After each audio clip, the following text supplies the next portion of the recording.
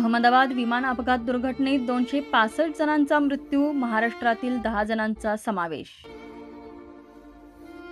अहमदाबादमधील दुर्घटनेमध्ये एकूण 265 जणांचा मृत्यू झाला असल्याची प्राथमिक माहिती मिळते. यात विमानातील 241 जणांचा मृत्यू झाल्याचं समजते, तर विमान ज्या भागात कोसळलं त्या भागातील 24 जणांचा मृत्यू झाल्याची भीती वर्तवण्यात येत आहे. यात महाराष्ट्रातील 10 जणांचा समावेश आहे.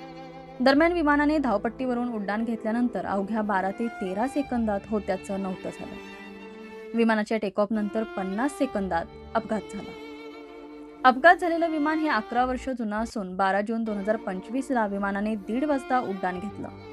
त्यानंतर 1:38 विमान हे उड्डाण घेण्याच्या धावपट्टीच्या शेवटच्या टोकाला होतं. त्यानंतर विमानाने टेकऑफ केलं. समुद्रापासून 625 फूट एवढ्या उंचीवर होतं. खरं तर विमान हे 8 मिनिटं हवेत होतं. त्यानंतर 1:40 विमानाचा अपघात झाला.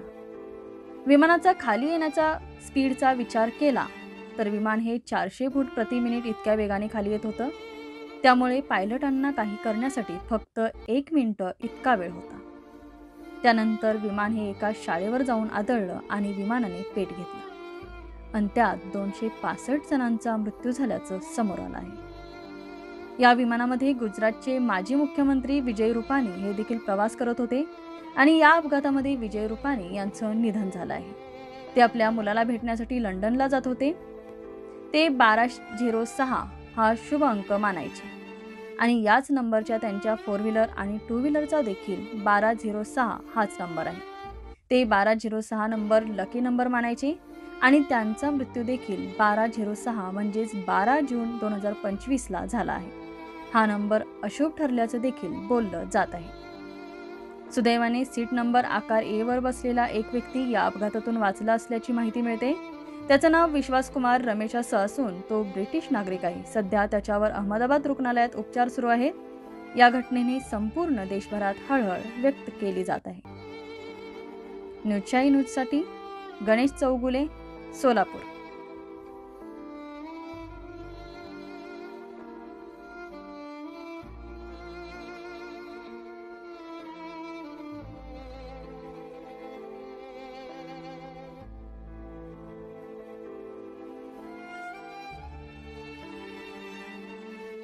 सामान्य जनतेचा आवाज म्हणजेच न्यूजशाही न्यूज नेटवर्क.